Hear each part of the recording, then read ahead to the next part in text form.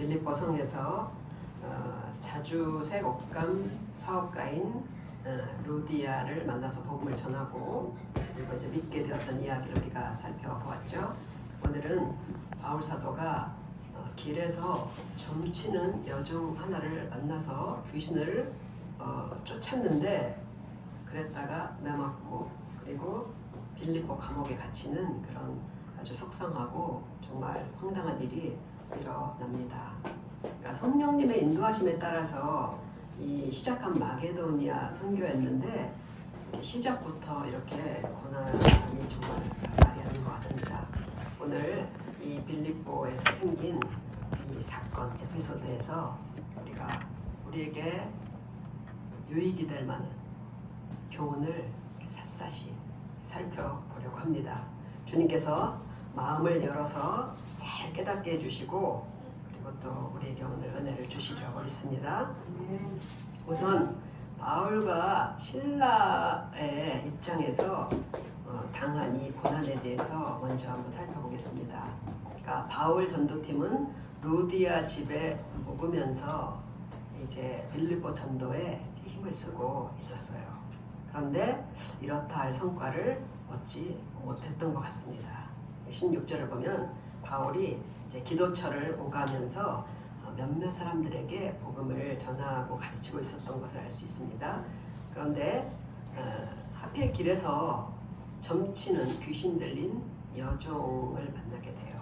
그런데 이 여종이 바울 일행을 따라다니면서 소란스럽게 하는 것입니다. 17절에 보면 어떻게 소리를 지르냐면 이 사람들은 지극히 높은 하나님의 종으로서 구원의 길을 너희에게 전하는 자라 하며 이같이 여러 날을 하는지라. 바른 말이에요? 틀린 말이에요? 엄청 바른 말이죠. 그죠? 바른 말이에요. 어떻게 보면은 바울의 전도를 이렇게 도와주는 것 같습니다. 그런데 실은 바울 일행을 아주 난처한 상황에 빠뜨리는 사탄의 아주 교묘하고 절묘한 방해가 시작된 것입니다. 오늘 본문을 잘 읽어주셨는데 거기 보면 이 점치는 여자에게는 여러 명의 주인들이 있었다고 해요. 그러니까 그만큼 수익이 많아서 여러 명이 나눌 수 있을 정도로 굉장히 점을 잘 치는 그 종이었다는 거예요. 신접한 점쟁이들은요 잘 맞춥니다. 귀신같이 한다고 하잖아요. 그래서 신접한 그 점쟁이들은 무속인들은 잘 맞춰요. 근데 귀신들은 과거사를 이제 다 알고 있어요. 귀신들은 옛날부터 계속 있잖아요. 그죠? 그래서 과거사를 다 알고 있기 때문에 잘 알죠.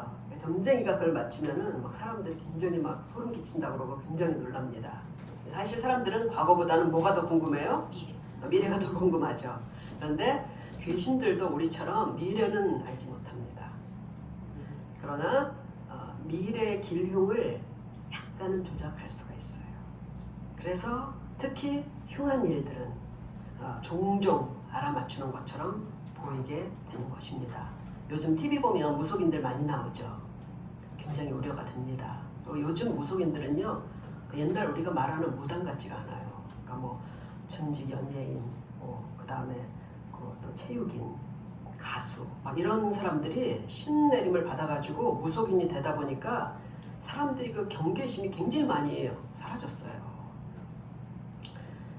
좀 안타까운 것은 그 무속인들을 이제 데려다 놓고 그리고 이제 그 토크하는 그런 프로그램 보면요 그 중에 패널 중에는 분명히 저분은 교회 다니시는 분인데 그러니까 분명히 알고 있는데도 보면은요 이분들이 자기 운세를 서슴없이 그 무속인들에게 물어보는 게 굉장히 우려가 됩니다. 우리는 점치는 문제를 성경에서 어떻게 말씀하시는지를 아주 단단히 짚고 넘어가야 돼요. 이것은 신명기 18장에서 이렇게 명령을 하십니다.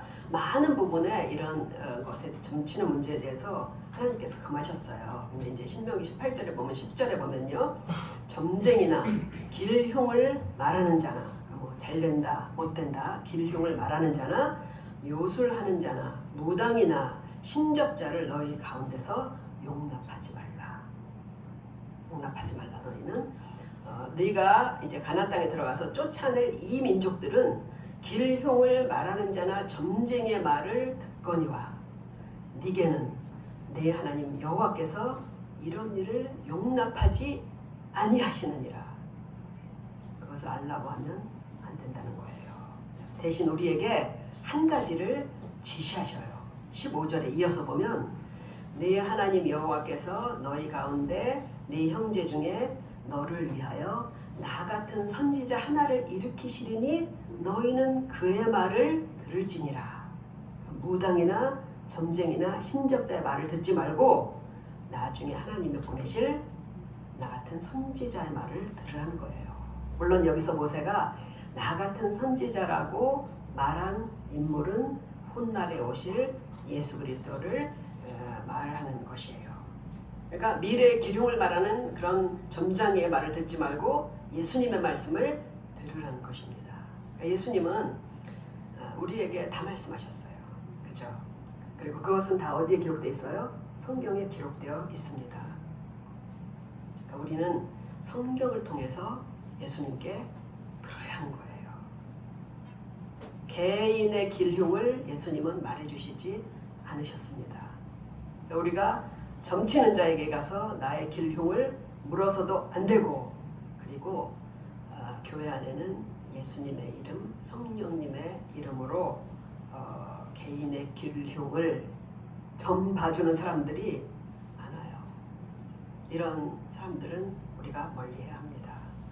기도 많이 한다는 사람에게 이게 좀 어떻게 될 것이냐 물어보는 것이나 점쟁이한테 가서 물어보는 것이나 다를 게 하나도 없잖아요. 사람들이 미래를 막 알려고 하는 이유가 뭡니까? 그러니까 좋은 미래를 들으면 안도하고, 그리고 나쁜 이야기를 들으면 어떻게 해서든지 이제 뭐 구술하든지 뭐를 해서 액땜을 해서 막아보려는 거잖아요. 그러니까 세상 사람들에겐 미래에 대한 불안 때문에 그런 힘이라도 빌리고 싶겠지만 우리는 아니잖아요. 우리는 하나님을 믿잖아요. 하나님의 인도하심을, 선하신 인도하심을 우리가 믿기 때문에 우리는 그런 것을 할 필요가 없는 것입니다. 기도해보니까 하나님이 이렇게 하라고 하시네. 이런 사람들은 가까이 하면 안 좋습니다. 그게 점치는 거랑 전혀 다를 바가 없어요. TV에서 지난번에 보니까 잠깐 봤는데, 과거 스케이트 선수였다가 귀신을 받은, 신내림을 받은 여자가 아주 굉장히 해맑은 얼굴을 이렇게 하고 있더라고요. 무장해제시켜요, 사람들을. 근데 내 운세를 봐달라는 어떤 패널에 점을 봐주는데요, 정말 오싹할 정도로 얼굴이 거만해지는 걸 제가 포착했어요. 오싹해질 정도의 그 거만함, 그게 얼굴에 딱 나타나더라고요. 그러니까 사람들이 자기 말에 벌벌 떨잖아요. 그러니까 그 지배감과 우월감에도 그걸 계속하게 되는 거예요. 그런데 하나님이 나한테 이렇게 말했다, 그런 사람들도 보면요, 그런 경향이 점점 강해지는 걸 우리가 보게 됩니다. 그래서 뭔가 신통력이 있어 보인다, 촉이 좋다, 그리고 예지몽을 꾼다, 기도발이 세다, 이런 것은 마귀와 인간의 악한 동기에서 나온 것임을 우리가 알고 단절해야 돼요. 단절해야 돼요. 오늘 바울 사도가 이 점치는 여종을 만나서 정말 진퇴양난에 빠지게 된 거예요. 답이 없는 거예요. 왜냐하면 그러니까 따라다니면서 이렇게 바울을 소란하게 하는 이걸 그냥 놔두면 어떤 일이 벌어지냐면, 예수님의 복음과 이 점술이 이렇게 뒤섞여 버리는 거예요. 그래서 한 통속이 되게 보이는 거예요. 그러니까 예수님의 복음이나 점치는 거나 이거 한 통속이 돼버리는 거예요. 점쟁이가 간혹 그러잖아요. 당신은 교회 갈 사람이라고. 그런 말을 한다고 해서 그게 대단한 것도 아니고 하나님께 쓰임받는 것도 아닙니다. 그러니까 바울이 그렇다고 해서 만일 여종에게 귀신을 쫓아버리면 그동안 수익을 얻던 주인들이 가만히 있겠어요? 가만히 안 있을 게 뻔하잖아요. 우리가 점쟁이한테 가서 예수 그리스도 이름으로 명하노니 귀신아 물러가라, 그럴 수 없는 거잖아요. 그들이 선택한 거고 그들의 직업이잖아요, 그것이. 그래서 바울 사도가 정말 몇 날을 괴로워하다가 결국 사단이 날 것을 알면서도 여종에게서 귀신을 쫓아낸 것입니다. 그러자 예상했던 일이 벌어지는 거예요. 수익이 끊긴 주인들이 바울을 고발하고 그리고 끌려가서 심하게 매를 맞고 감옥에 던져지게 됩니다. 훗날에 바울 사도는 이 때를, 이 빌립보 감옥에 갇혔던 이 때를 기억하면서 데살로니가 교회에 편지를 쓸 때 그 이야기를 써요. 데살로니가전서 2장 2절을 보면 너희가 아는 바와 같이 우리가 먼저 빌립보에서 고난과 능욕을 당하였으나 우리 하나님을 힘입어 많은 싸움 중에 하나님의 복음을 너희에게 전하였노라. 그날 당한 게 뭐라 그래요? 능욕을 당했다 그래요. 22절에 보면요, 옷을 찢어 벗기고 매질을 해요. 사람들 보는 앞에서 몽둥이로 이렇게 두들겨 맞는다고 생각해 보세요. 그러니까 자존심, 인격이 짓밟히고 짐승처럼 맞은 거예요. 한 여배우가 그런 말을 하더라고요. 어릴 때 엄마한테 쓰레빠로 맞았는데 그게 성인이 돼서도 그 상처가 안 가시더라는 거예요. 그 맞은 것이. 우리가 남에게 따귀 한 대를 맞았다 하면 정말 평생 그 상처가 남아있을 거잖아요. 왜 하나님은 이렇게 고생하는 제자들에게 이런 상황을 막아주시지 않으실까요? 우리가 예수님을 믿고 따르는 것, 그리고 주님의 명령대로 복음을 전하며 사는 것에는요, 고난이 있어요. 고난이 있습니다. 그러나 안 그래도 고난이 있습니다. 복음을 전하다 매를 맞을 수도 있지만 사업하러 빌립보에 가다가 강도를 만나서 돈을 다 뺏기고 칼을 맞을 수도 있는 것입니다. 우리가 주님을 위해 고난을 받는다면 저는 차라리 그것이 더 복되다고 생각을 해요. 고통 총량의 법칙이라고 들어보셨죠? 모든 인간에게 고통이 다 똑같다는 거잖아요. 그죠? 만약에 정말 그런 면이 있다면 세상에서 우리가 당하는 그런 고통, 고난의 일부를 주님을 위한 고통으로, 고난으로 대체하는 것도 좋잖아요. 그것도 좋을 거라고 저는 믿습니다. 이 세상사에는 사람들의 이해관계가 얽혀있고 배후에는요, 악의 세력들의 그런 조장이 다 있어요. 악한 영들은 절대로 가만히 있지 않습니다. 바울과 실라가 이렇게 붙잡혀서 매맞고 능력을 받는 거는요, 이게 복음 전파에 방해하는 그런 이 사탄에게 당연한 공격인 거예요. 없을 수가 없는 거예요. 그리고 수익이 끊기면 당연히 어떻게 해요? 고발하죠. 당연한 건가요, 이게? 이런 마귀의 계략이든 사람들의 그런 악행이든 하나님이 그냥 이렇게 두시는 것 같지만, 그러나 결과는 하나님이 원하신 대로 돼요. 하나님이 그냥 두시는 것 같아요. 그냥 내버려 두시는 것 같지만, 그러나 결과는 하나님의 뜻대로 된다는 것이에요. 이것이 하나님이 이 자연 세계에서 하나님의 뜻을 이루어 가시고 우리를 인도하시는 경영 방식인 거예요. 그러니까 하나님은 성도들의 삶에도 개입하십니다. 지난주도 하나님은 분명히 우리 일에 개입하셨어요. 손을 많이 써주셨어요. 그러나 하나님의 개입은 최대한 비밀스럽게, 그리고 최대한 자연스럽게, 이런 좀 원칙이 있는 것 같아요. 그래도 도움을 받은 성도들은 그걸 다 합니다.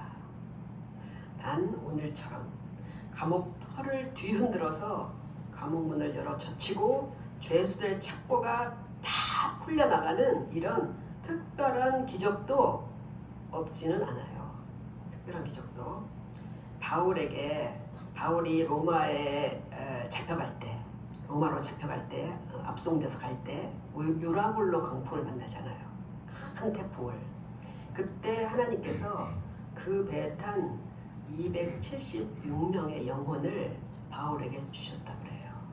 그런데 오늘 이 감옥에 있는 죄수들의 영혼을 하나님께서 바울에게 주셨다고 저는 믿습니다. 바울서도 일행은요, 이 일 후에 쫓겨가듯이 곧 빌립보를 떠나요. 시간이 더 이상 없어요. 그날 밤 이 바울과 실라가 기도를 했잖아요.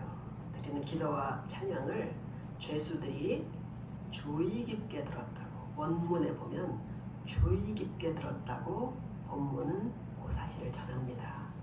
본명 정말 기어오다시피 해서 감옥에 던져졌는데 그 칠흑 같은 어둠 속에서 하나님을 사랑하고 신뢰하며 드리는 감사의 기도, 또 빌립보에 있는 영혼들을 위한 기도를 그들이 숨죽여 듣고 있었던 것입니다. 바울과 실라가 부르는 찬송이 음습한 감옥에 잔잔히 울려 퍼질 때 죄수들은 어머니의 품 같은 평안을 느꼈을 거예요. 그때 하나님의 권능이 땅을 흔들고 그들을 묶었던 착고가 터지고 감옥문이 열린 거예요. 죄를 지은 이게 파렴치한들이에요, 이 사람들이. 그러면은 감옥문이 열리면 전부 다 어떻게 해야 돼요? 뛰쳐나가야 되는 거예요. 억지로도 탈옥하잖아요, 그죠? 그런데 그들이 한 사람도 그 자리를 떠나지 않았다고 오늘 말해줘요. 그게 뭘 말해요? 이미 주님이 그들의 영혼을 얻으신 거예요. 그들의 영혼을 주님께서 얻으신 것입니다. 바울과 실라가 당한 것은 상처뿐인 능력이 아니라 주님과 함께 영혼을 얻은 것이에요. 기도와 찬송은 굉장히 실질적으로도 중요합니다. 우리가 그것을 알아야 돼요. 기도를 우리가 하면요, 왜 이런 일이 일어나는지를 정확히 알지 못하지만 이거는 분명히 하나님의 뜻이 여기에 뭔가 있다라는 것을 우리가 알게 돼요. 만일 기도하지 않았다면, 그러면 바울도 감옥문이 열리고 착고가 풀어졌을 때 하나님이 이제 도망가라는 것인가 보다 라고 생각하고 어떻게 했겠어요? 빌립보 감옥을 빠져나갔을 거예요. 왜냐하면 이전에 베드로가 감옥에 갇혔을 때도 천사가 문을 열어줘서 도망친 그런 이야기가 있거든요. 그랬을 거라는 거예요.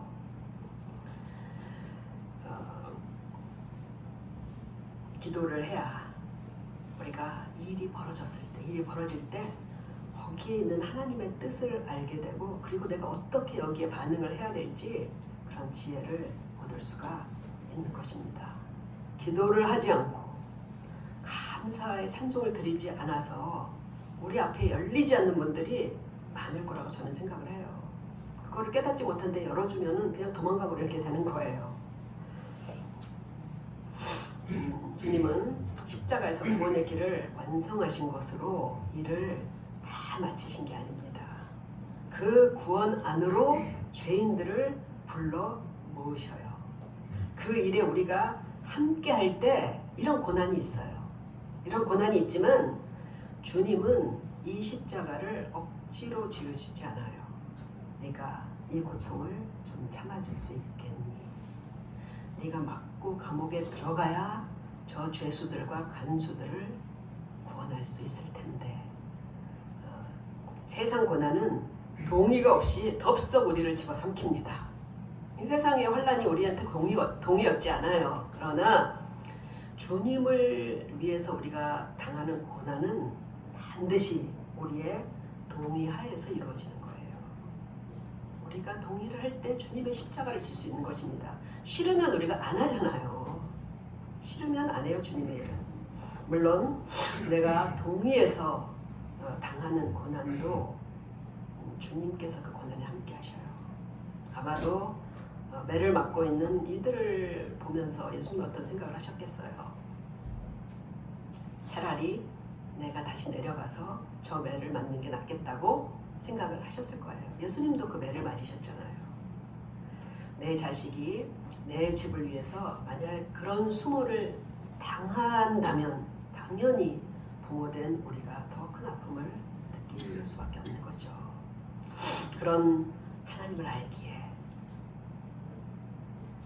그런 성도들은 복음을 위해서 매도 맞고 목숨도 내놓고 내 소중한 것들을 다 내어드릴 수가 있는 것입니다. 왜 사도들만 그래야 합니까? 왜 사도들만?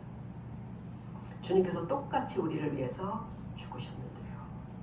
우리가 바울과 실라처럼 그렇게는 못해도 하나님을 위해 조금 더 피곤하고 자존심 조금 내려놓고 복음을 말하다가 좀 민망한 꼴을 당하는 것 정도는 괜찮지 않겠습니까? 예수님께서 이렇게 말씀하셨잖아요. 나를 인하여 너희를 욕하고 핍박하고 거짓으로 너희를 거스려 모든 악한 말을 할 때에는 너희에게 복이 있나니 기뻐하고 즐거워라. 하늘에서 너희의 상이 큼이라. 그러니까 주님을 위해 모욕과 박해를 받는다면 반대로 영혼은 반드시 큰 기쁨에 사로잡힌다는 말씀이에요.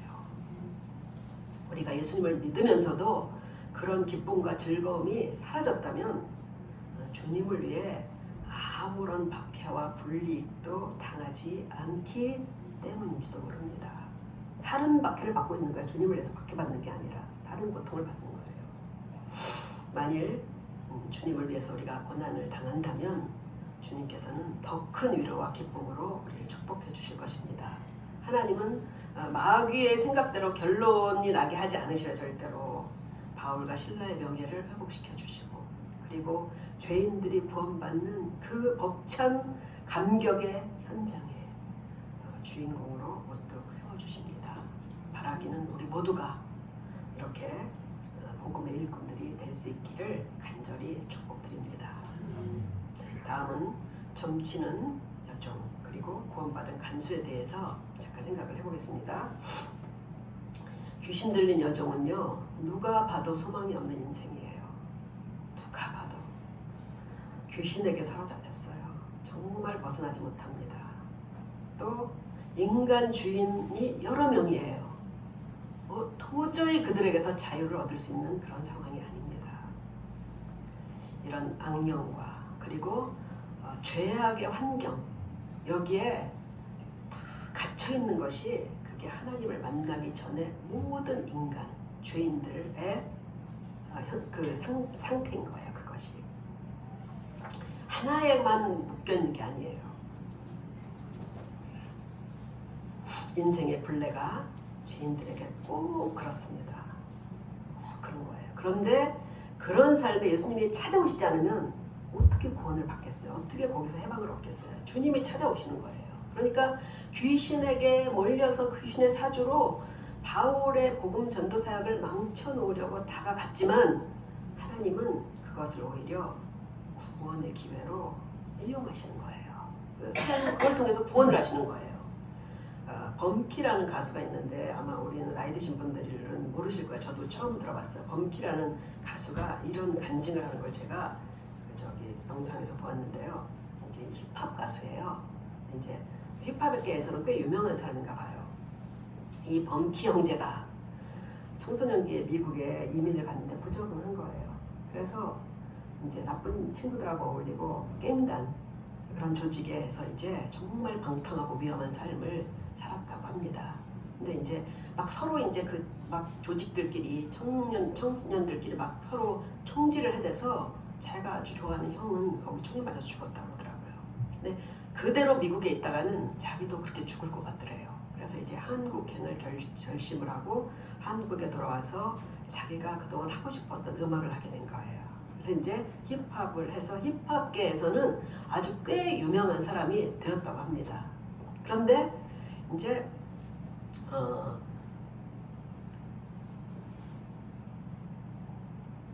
예습관을 고치지 못한 거예요. 그래서 마약에 손을 댄 거예요. 마약 운반책 이런 거.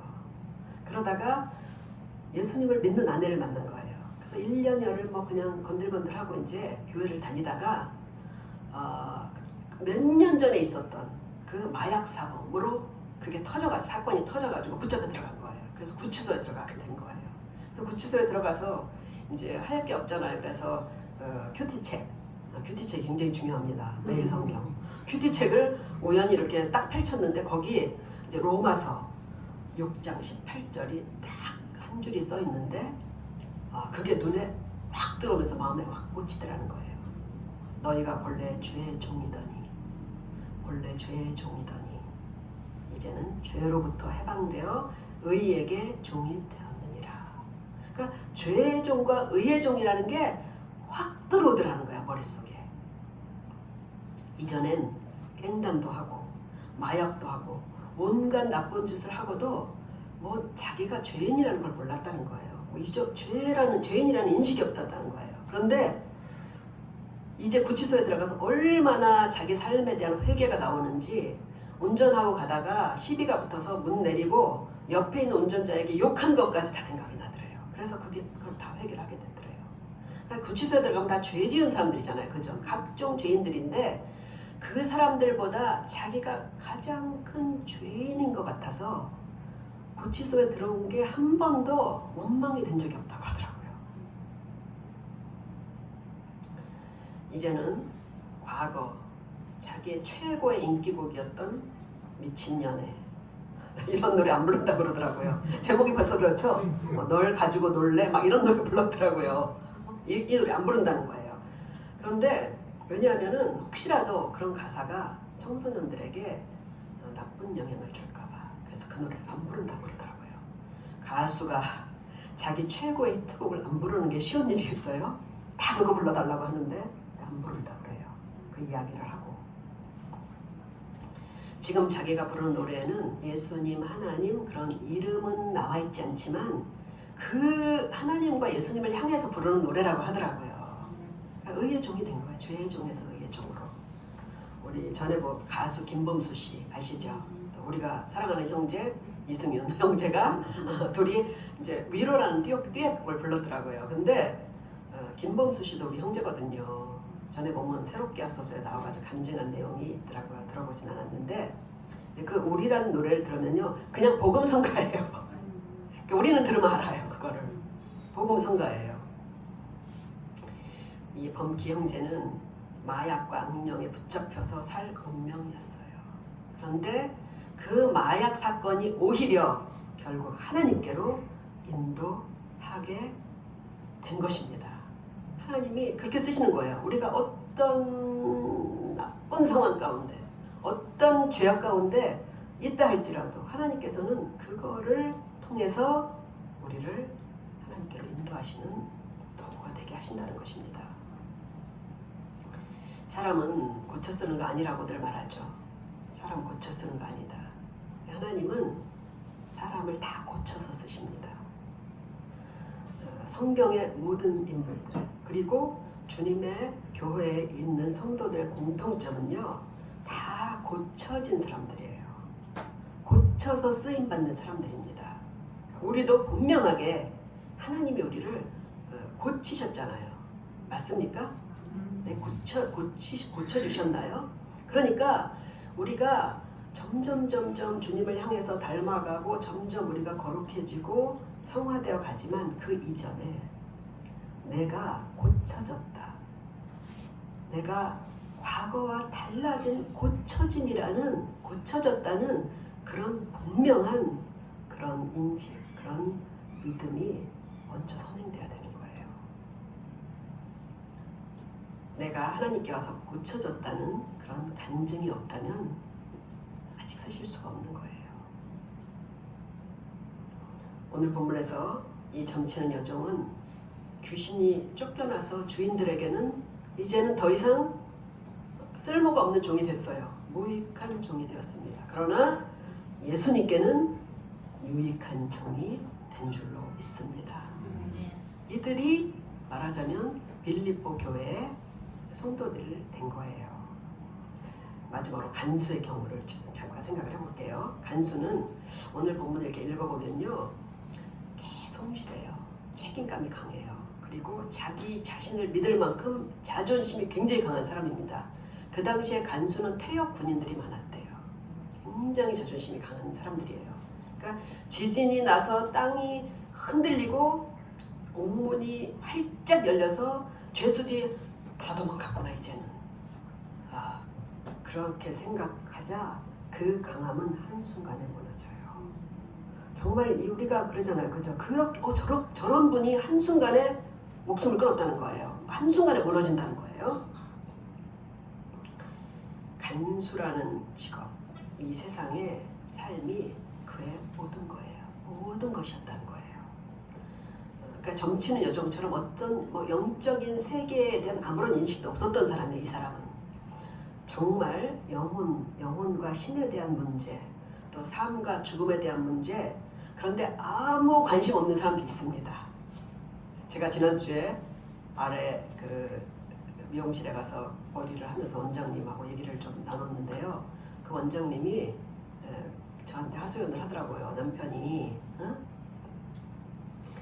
불교 책자인 마음공부, 그러니까 우리는 이제 제자훈련이라고 하지만 불교에서 마음공부라고 그래요. 그 마음공부 책을 매일 들고 있다는 거예요. 그것만. 그래서 너무너무 화가 난다는 거예요. 왜냐하면 남편이 청소년기 때부터 죽음에 대한 두려움이 있었대요. 그런데 그것이 건강염려증이 돼서 병원, 약, 거기에 지나치게 의존하더니 이제는 마음 공부, 좀 더 오래 살기 위해서 마음을 편하게 하기 위해서 마음 공부를 그렇게 집착을 한다는 거예요. 그러면서 뭐라고 하냐면요, 자기는 죽음 같은 걸 한 번도 생각 안 해봤대요. 전 처음 들었어요. 그런 죽음, 뭐라고 하면 왜 그런 걸 생각하냐는 거예요. 지금 열심히 살고 지금 열심히 즐기면서 살고 누리면서 살면 되는 거지. 그러니까 자기는 한 번도 죽음에 대한 이런 생각이 아예 안 든다는 거예요.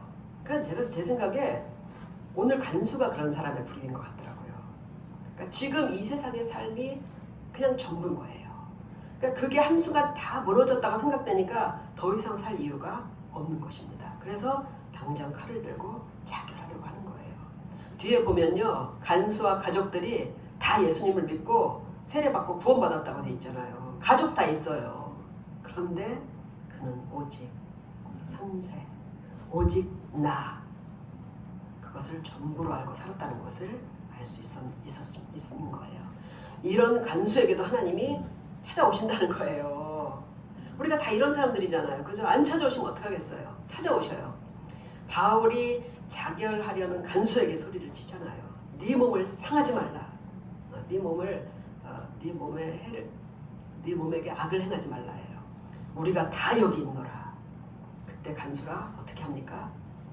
29절에 보면 간수가 등불을 달라고 하며 뛰어들어가 무서워 떨며 바울과 실라 앞에 엎드리고, 여기서 무서워했다는 단어는 하나님의 임재에서 오는 경외감과 두려움을 말하는 단어입니다. 이거 언제 쓰여졌냐면요, 모세가 하나님의 영광을 볼 때 두려워했다고 할 때 쓰여졌던 단어예요. 하나님의 임재에 대한 두려움을 말하는 거예요. 성령께서 간수를 그 두려우신 임재로 강타하신 거예요. 그러면 하나님께 대한 그 경외감에 떨면서 즉시 외치는 겁니다. 내가 어떻게 하여야 구원을 얻으리까? 현세가 전부였던 간수가 이런 말을 한다는 게 신기하지 않아요? 현세가 전부였어. 이 사람은 죽은 다음 생각도 안 했던 사람이에요. 성령께서 무언가 죄인에게 행하시면 즉시 그 영은 하나님, 죄, 심판, 구원, 이런 사실을 직관하게 돼요. 아주 순식간에 직관하게 돼요. 아주 짧은 순간이었지만 간수에게 전광석화와 같이 이런 사실들을 성령님을 통해서 깨달아진 것입니다. 평생 신학을 연구하고 공부하고 가르치는 교수라도 이 분명한 하나님과 자기와의 구원 관계를 떳떳하게 명료하게 말하지 못한 사람이 너무 많아요. 평생 농사만 짓던 그런 노인일지라도 성령께서 임하여 주시면 구원에 대한 이 복음과 진리, 그리고 내가 믿음으로 얻은 이 구원에 대해서 정확하게 당당하게 얘기할 수 있습니다. 그날 성령께서 간수에게 역사를 하셨습니다.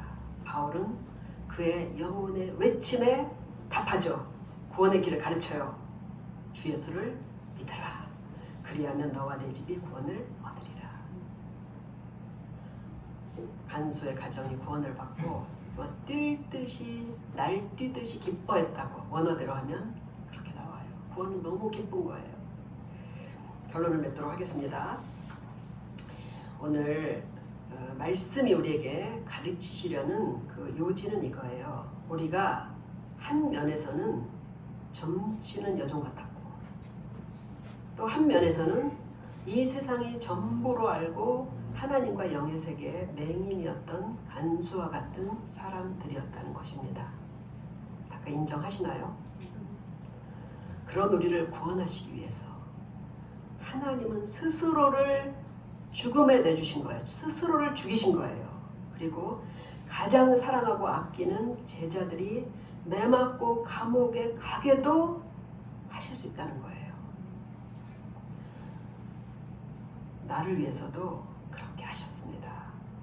지금도 주님께서는 이 은혜를 깨닫고 바울과 실라와 같이 자원해서 주님과 함께 일하는 성도들이 필요하셔요. 자원하는 성도들 얼마나 귀한지 몰라요. 억지로 끌려오는 성도가 아니라 우리가 그런 주님의 사랑과 제자들의 희생으로 복음을 받은 거잖아요. 그죠? 그리고 구원을 받았다면 주님을 위해서 이제는 우리의 삶에서 조금씩 더 자원하는 십자가를 지며 따르게 되시기를 간절히 축원드립니다. 아멘. 기도하시겠습니다. 하나님 아버지, 예수님이 그 고통의 십자가를 지신 것, 제자들이 생명을 버려 복음을 전해준 것은